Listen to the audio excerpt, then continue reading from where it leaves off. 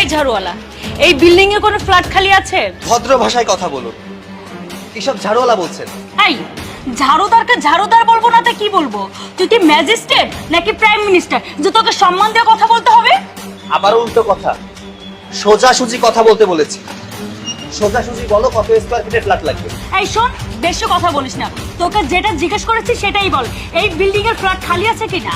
আবারও বলছি, ভদ্র ভাষায় কথা বলুন। আচ্ছা, আপনার বাবা মা কি শেখায়নি যে মানুষের সাথে কিভাবে ব্যবহার করতে হয়? আচ্ছা, সব বাদ দিন। কত স্কয়ার ফিটের ফ্ল্যাট লাগবে?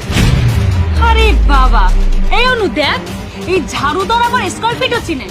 শোন, তুই এখানকার ঝাড়ুদারের মতো কথা বল, বেশি স্মার্ট সাজার চেষ্টা করিস না। এই ও কি বললো শুনতে পাস না? তোর যতটুকু যোগ্যতা ততটুকু রেখেই কথা বল। মনে হচ্ছে বিল্ডিং তোর, ফ্ল্যাট তুই দিবি। তোমরা যে আমার সাথে এভাবে কথা বলছো, তোমরা কি জানো কার সাথে তোমরা কথা বলছো? হ্যাঁ বল, কে তুই? এখন যদি আমি আমার পরিচয় দেই, তাহলে তোমাদের পায়ের তলা থেকে মাটি সরে যাবে। তো আমাকে বিরক্ত না করে আমাকে আমার কাজ করতে দাও। আসলে তুই ঠিকই বলেছিস, তোর কাজটা তুই কর। আর তোর সাথে কথা বলে শুধু শুধু আমার সময় কেন নষ্ট করছিস? এর চাইতে একটা ব্রোকারকে ফোন দেওয়া উচিত। এই যাও তো, যাও এখান থেকে, যাও।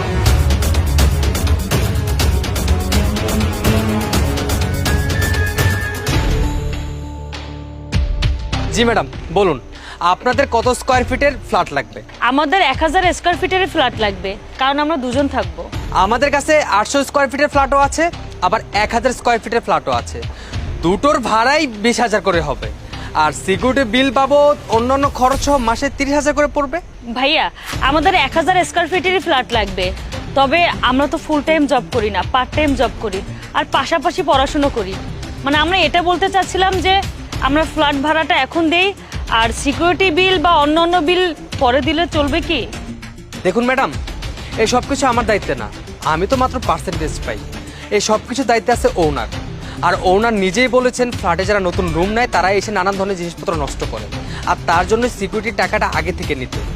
আর আপনারা যেহেতু এত রিকোয়েস্ট করে বলছেন, আপনারা এক কাজ করুন, আমার সাথে আমার ওনারের কাছে চলুন, তার সাথে কথা বলিয়ে দিই, দেখি সে কিছু করতে পারে কিনা।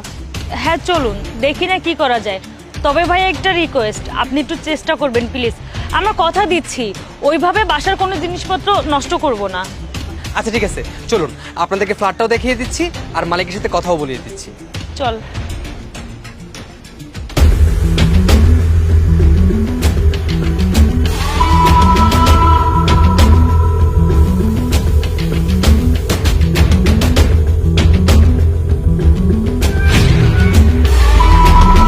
আসসালামু আলাইকুম স্যার। ওয়ালাইকুম আসসালাম। স্যার, ওনাদের কথাই বলেছিলাম, ওনারা এই ফ্ল্যাটটা নিতে চাচ্ছে। আরে এইটা তো সকালে সেই ঝাড়ুদার। ভাইয়া, আপনাকে বলেছিলাম না যে একটা লোক আমাদের সাথে খারাপ ব্যবহার করেছে? এই সেই লোক। আচ্ছা, উনি কি আমাদেরকে ফ্ল্যাট দিবে নাকি? ওনার যোগ্যতা তো শুধু ঝাড়ু দেওয়ার। এই, আপনি কাকে কি বলছেন? আপনি জানেন উনি কে? ওনার এইখানে আরো এরকম 10টা বিল্ডিং আছে। ওদেরকে ফ্ল্যাট দিব? পরে তো আমার বদনাম হয়ে যাবে। আজ পর্যন্ত শুনেছো কখনো আমি কাউকে ফ্ল্যাট দেইনি, বাট ওকে কখনো ফ্ল্যাট দিতে পারবো না, কারণ ও আমাকে সম্মান দিতে পারেনি। মানুষকেও কখনো সম্মান করতে পারবে না। স্যার, আপনি ওদেরকে মাফ করে দিন। ইয়াং জেনারেশনের ছেলে মেয়ে তো, তাই একটু ভুল করে ফেলেছে। আমি ওদেরকে ভালো করে বুঝিয়ে দেব, ওরা যাতে আর কখনো এরকম ব্যবহার না করে। আর স্যার, ওরা মূলত ওই সাইডে গিয়েছিল বাসাটা ভাড়া নিতে।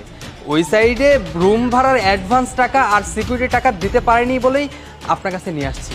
আর এইখানে আপনার মতো দরদি তো আর কেউ নেই। তুই বলছিস বিদায় দিচ্ছি, আর নতুবা এদের মতো বেয়াদবদের আমি কখনোই ফ্ল্যাট ভাড়া দিতাম না। এদের অ্যাডভান্স করার প্রয়োজন নেই, শুধু মানুষকে সম্মান করতে বলিস। ম্যাডাম, যাওয়ার আগে একটা কথা বলে চাই, কোনো মানুষকে কখনো পোশাক দেখে বিচার করবেন না। ডোন্ট জাজ এ বুক বাই ইটস কভার। ভালো থাকবেন।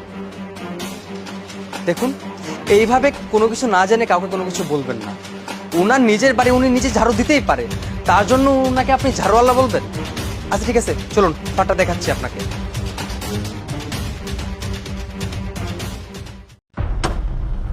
ভাই গোশ কত করে?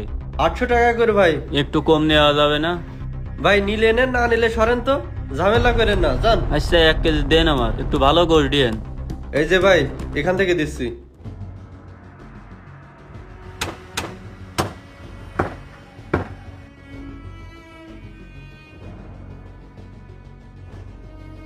লোকটা এইদিকে তাকায় রয়েছে। মা গোশ খাতে চাইছে, পকেটে টাকাও তো কম, এবার ওষুধ কিনবা নাকি দিয়ে। হ্যাঁ, এইবার সুযোগ পাইছি, এই সুযোগে ব্যারিংটা চাপাই দিই। এই যে ভাই 1 কেজি হয়ে গেছে। 1 কেজি হয়ে গেছে, আচ্ছা দেন ভাই। যাক, লোকটা বুঝতে পারেনি। ভালো করে দিয়েছেন তো, আমার মা খাবে। হ্যাঁ, 1-এর গোশ দিছি। আচ্ছা ঠিক আছে ভাই। এরকম যদি 10 জনে কম দিতে পারি তাহলে তো ব্যবসায় লালে লাল। কি ব্যাপার, গোশ আজকে এত হালকা হালকা ঠিক থেকে? অন্য দিন তো গোশ নিতে এত হালকা লাগে না। না, নিশ্চয়ই এই গোশের মধ্যে কোনো ঝামেলা আছে। আজকে বাড়িতে এই দাড়ি পাল্লাই মাইপি দেখবো, তাহলে সঠিক ওজন বোঝা যাবে। কেজি বাটখারা এখন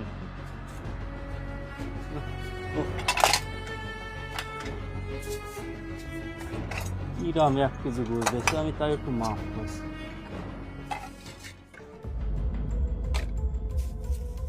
কিরাম 1 কেজি গোশ দিলে দোকানদার ওয়াল্লাহ, এ তো 1 কেজির থেকে অনেক কম। দেই 100 গ্রাম বাটখারা দিয়ে দেই।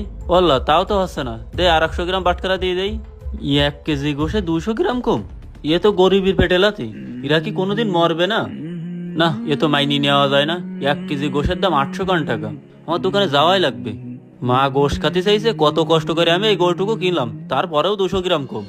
না, আজকে ভালোই বেচা কিনা হয়েছে।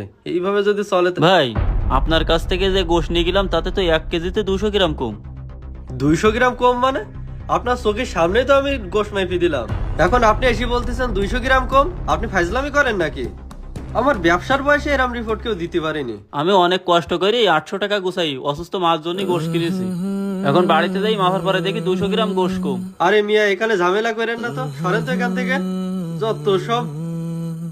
ভাই, আমার 1 কেজি গোশ বাজায় দেন, তা নাহলে আমার টাকা ফেরত দেন। আরে মুশকিল, কাটা গোশকে ফিরই নেই নাকি? জান তো এখান থেকে। ঠিক আছে ভাই, আমি টাকাও নেবো না, গোশও নেবো না, আমি চলে যাচ্ছি। এই মিয়া, কোনে যাচ্ছেন? এই গোশ নিয়ে যান, যান এখান থেকে।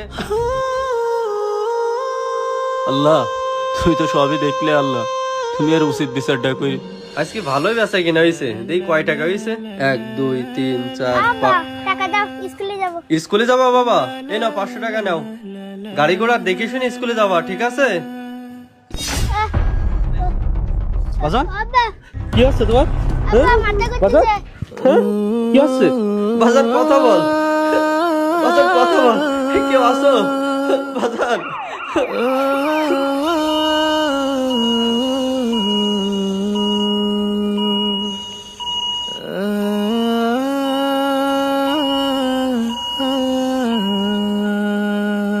ডাক্তার সাহেব, আমার ছেলের কি অবস্থা? এখন পেশেন্টের অবস্থা তো বেশি ভালো না। আর রিপোর্টটা সবকিছু দেখলাম, রিপোর্টে তো কোনো কিছু পাচ্ছি না। এখন আপনি 5 ওয়াক্ত নামাজ পড়েন আর আল্লাহর কাছে দোয়া করেন, আল্লাহই ভরসা। হে আল্লাহ, আমি কি এমন পাপ করেছি আল্লাহ, যার জন্য তুমি আমার সন্তানের এত বড় শাস্তি দিচ্ছ? হায়রে মানুষ, তোর কি এখনো বয়স হয়নি?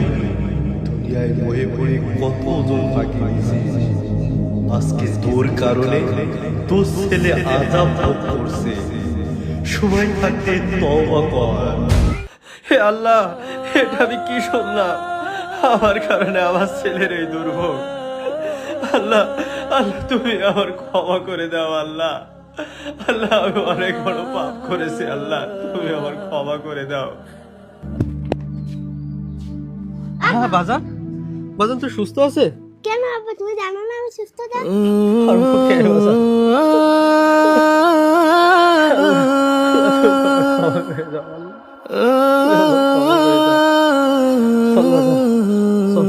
ভিডিওটি এখনই শেয়ার করে দিন।